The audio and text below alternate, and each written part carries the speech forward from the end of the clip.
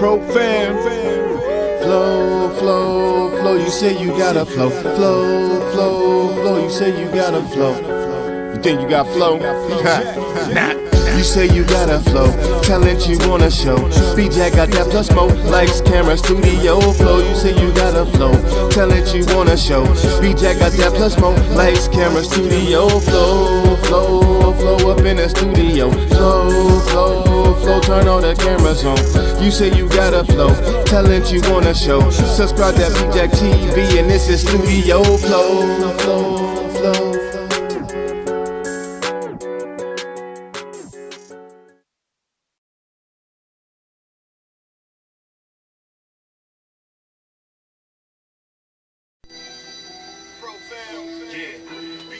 Oh hey, what's up guys? Thanks for coming to my studio, Profam ENT. We breaking down the Killah Bee Tape Volume 1. We on track 7, I Feel You. That shit is real for you, wasting time crying to other people with bills too. I feel you. You want powder, liquor, and pills too. So let me just say, concept of I Feel You. Punch the clock and hug the block. We all trying to get. Listen, the concept of I Feel You came from being in the struggle. You know, I'm a guy who done had to restart financially and all that shit. Had to start over financially, all that shit, plenty of times in my life, to where, you know, now I finally got back, you know, stable. And I want to say where I'm at right now, currently in life, I'm stable enough to say, you know, at least I'm right there beyond the check to check level. And reality is this. They killed the middle sector, so it really ain't no, you know, middle section. It's, you know, it's either you're top of the line or you're at the bottom of the totem pole. Either way it go, I run into a lot of people, you know, whether we going to Walmart, even, you know, to the corner stores, and people be asking for change and shit and like that. And, you know, there's even a few people in my life who will hit me up and be like, you know, hey, you got a couple dollars, this and a third. I got kids, and a lot of the people who be asking me for money don't got kids. And that's where I'll be like, yo, you know, I feel you, but everybody got written bills due. And I got kids. They take child support out of my checks before I even get them. So if y'all know this, then it's a slap in the face, kicking the nuts, you know what I'm saying, to ask a man who's providing for his children. Mind you, my two biological are not in my home. So that means that's why they taking the money out of my checks, because they're not in my home. Then I got 3 in my home that are non-biological that I take care of, so it's the same amount of money. But I still got bills and written shit just like you. So the people who be asking me for money and asking me for help usually don't have kids. And the ones who do got kids, you know, we're mutual on that regard. But it's fucked up because I'll walk past people every day. And like, hey man, you got this, you got, hey nephew, you a nephew when they want something. As soon as you tell them you ain't got nothing, well fuck you then. You know? But I feel you came from me being just a human being, empathizing with the struggle that myself and my fellow man has. Everybody right now struggling. They say about 65% of Americans move back in with their parents, or their parents moved in with their kids, or there's multiple families in one household dwelling because of the way the economy is so fucked up financially. Most people can't afford to live on their own. Let's say if I was by myself, with or without children, I probably wouldn't be able to live on my own. With children, they taking money out of my check before I get it. I'll barely be able to survive. How many places, who got a roof, who got a home to let me sleep on their couch until I get enough money to get my own place? Most people don't. So let's be real. I feel you just comes from empathizing my struggle and the struggle of the humans, you know, the fellow human beings, my fellow man. I know you struggling. Look, I feel you. Everybody got written bills due. So if we good and we cool, if I got it and you got it, we can go back and forth and barter and, you know what I'm saying, and just help each other when we need it. But for real, I feel you. It's just about recognizing, you know, punch the clock or hug the block. We all trying to make a buck. And that's really it. B, I'm going to stop you right there. And let me make it clear. It's Miss Sassy behind the camera. I remember one day in particular where you had walked into the corner store right next door to us. And you came out and you had that, honestly, it was a shit-eating grin. You're right. Like, and just like a giggle to himself. And I instantly was like, babe, what is going on? And he said, babe, I couldn't help it. He said, one of the dudes in there asked me for some change, and I couldn't help but break out and I feel you. Yeah. And had to rap the first verse to him. A little Pokemon-looking dude. You know. It's sad when you go every day and you see it daily, as we're at with the store here close to us. There's been plenty of times where I know that you have went in there and you've come back with stories about how they're at, and you're like, card only, sorry. Mm-hmm. Our son and I went down there just a few days ago, and there was a gentleman inside the store. And to be very honest, live and for the world, I had went in to get a pop, cigarettes, and our son a juice. Right. And as soon as I walked in, the gentleman was like, I got food stamps. Can I get... No, I'm good. Like, no.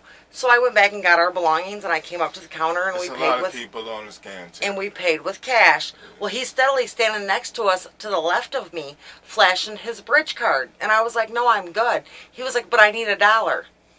And my exact words to him, as our son stood next to me with his arm wrapped around my waist, and I was hugging him back, because you could tell he was uncomfortable with the situation. Right, right.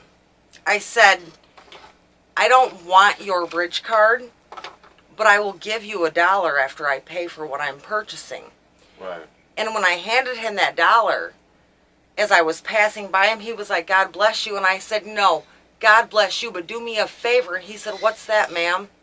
I said, don't use it on alcohol. Look. When I tell you, this is how I know he was crazy. Because he walked over, grabbed two bags of chips, 2 for $1, the little ones. And when I said, don't use it for alcohol, he was like, oh, I'm buying this. But dude, you was just trying to sell me your bridge card. Here's the deal. Let me say this. Whether he was, you know, he's clearly an addict or an alcoholic. Mm-hmm. And to that, I want to say respectfully, he doing what he's got to do. But, you know, I'm the man who I've been preventing a lot of people from getting to that point, and I'm still in the process of doing so. That's who God made me. That's what I'm doing. So when I see people like that, you know, I'm gonna speak to them and I'm gonna say, look, that's why I broke out in the lyrics to that song right before I recorded it, and I was like, damn, that's it right there. Came home, recorded it, but the point is that I feel you. Everybody, that song, I Feel You, on Killah Bee Tape, Volume 1, is just me acknowledging and telling everybody else, because I speak for the people, man. I'm for the community. You see it, you know, B-Jack's Hip Hop Shop, you know, we stand strong in the community. Realize that you're asking other people who are struggling just like you to help you. And when you're asking for help from another person who's struggling, you need to repay that or pay it forward. So I always pay it forward, but a lot of these people that be asking me, they not doing shit with their lives, and they asking me to go and do the same shit, get a bottle of alcohol, you know what I'm saying, get a bag of dope, get a beer or whatever, and then they right back on the corner tomorrow. I always tell them the same thing. You in the wrong hood for that, homie. But anyway. Go to Norton Shores. Right, go to Norton Shores. But anyway. Do you remember, That's how I feel you. That's how I feel you. I do want to ask before we cut the camera. Do you remember the day that one of our daughters and I were talking to you about the little gentleman who was in the wheelchair at the corner, always asking for money every day? Okay, what about him again? And we came out and gave him he'd asked for 50 cents. And I had happened to honestly have cash that day, because normally it's card with us. Right, I don't remember, but go ahead. But, so I handed, and he never said thank you, and I as we walked away, I was like, wow, like, they really should be grateful. Right. We weren't home after giving him that 50 cents, our daughter and I. Not even an hour, and all of a sudden there's an ambulance at the corner. And I'm like, what in the world is going on? So I go on to the scanner to look and see what's happening. The little man that was in a wheelchair that was ungrateful, asking everybody for 50 cents and not saying thank you, was hit by a car. Oh, that's crazy. Like, all I'm going to say is, karma's real, God is real, and energy is real. So make sure y'all doing what y'all doing, the right way, and for the right reasons. Intention is everything, anyway. That's how I feel you. So I feel you was birthed out of a conversation basically about a lot of the panhandlers around town. They put me in the mentality to say, look, man, I'm struggling just like you. You in the wrong part of town, especially here in the Heights, Muskegon Heights. Go somewhere else with that, man. Go to Northern Shores. Go where the rich people are. No offense to nobody, them included. You in the same spot where people are struggling just like you, and you asking people who's struggling but working their ass off to get out of their struggle, and you sitting here begging for money. Man, go clean yourself up. Now, what I would do is I can give you a good meal. I give you a shower. I can even shave your head. You know what I'm saying? Give you some clothing so that you can go back into the world and go point you in the right direction of the places that's hiring. That's what you do. That's me in this modern era teaching my fellow man how to fish, as opposed to just giving them some food. And I do want to go back on that as you just spoke, B, and remind you that we have done that since we've been here. The kids and I had set that. I mean, I did too. Shit, I gave somebody some shoes. The dude walking by some shoes, yes. But the kids and I had set all those blankets out the one morning in the hopes that when you came home you would see it. But within 30 minutes there was 5 comforters that disappeared.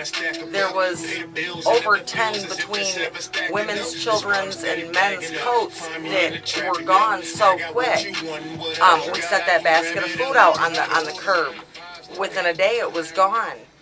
So you as an individual, as the artist that you are, as the community member that you are, and your family as well as following suit and giving back, but it's you can't keep up when you yourself, we ourselves have our own finances to handle, but it's still daily. We definitely as a family pay it forward and do what needs to be done for everybody else in the community. Yep. That's how I feel you. You feel me? Real talk. Okay. Yeah. Either lucky or blessed. He don't sit on my chest, so thankful for Lil T, cause he keep me at my best. Out the way, fuck the streets, had to put it to rest. Focused up from time to time, still gotta put on the best. It's like when I was down, niggas love me and all, but now I'm up there on their knees praying, hoping I fall. On the phone talking shit, I'm still catching the calls. How you love me, but can't obviously I ain't gonna play all that shit, but salute to T Hustle, you know what I'm saying, from Detroit. My guy. Oh shit, I'm fucking up. Salute to T Hustle out of Detroit. He came to me, you know what I'm saying, through mutual parties and found, he looked up studios online, found me, came through, shit, we worked on a few joints. He was supposed to be working on his project. He never came back. Some things happened in life I'm not even going to touch on right now, but T Hustle, my guy, man. Salute. Whenever you ready, my studio always open, man. You know what I'm saying? You like fam. When I heard that verse, I told him, bro, shit, you want me to get on that? I bet. And we recorded this, a couple years ago. I said almost two years ago. Anyway, I told him, I wanted to put it on a project, but when I heard this verse, it was just inevitable, and then that beat was like everything. So, she play my verse. Right. You call me lucky that. And yo, I'm lucky and I'm blessed cause of Layla, Bryce, and Mila. And you know I can't forget about Nene and Tanita. My kids keep me blessed, my BMs keep me stressed. And it's always about time, never been about a check. No, I'm lucky cause I never have to beef with my BMs. I answer when they call and my kids, they let me see them whenever I want to. So what I'm gonna do is keep it off social. I'm lucky and so cool. I ain't lucky, I'm blessed. Getting this off of my chest. I'm thankful for my kids cause they keep me in my best. They out the way, I'm by my... Alright. Y'all can hear it, you know what I'm saying? Most of y'all who watching this probably done heard it already. The point is, I wanted a joint to where, well, on this joint, like I said, he started it off. This was his joint for his project, but since I knew he wasn't gonna, you know, finish his project, I was like, yo, let me throw this on my joint. He's like, no problem, no brainer. We were supposed to shoot a video, things happened, timing and circumstances, whatever. But I knew it, you know what I'm saying? I had to have this on my project because of my verse and his. I liked his verse so much it helped me, you know what I'm saying, get out of my writer's block at that time. Right before this song was right before I even knew I was going to do a project. So this one came before the Killah Bee Tape was even a concept. Salute to T Hustle, man. Detroit, man. That's my guy, man. Anything you need, bro, I'm here for you, man. Pro fan, baby. Let's get it.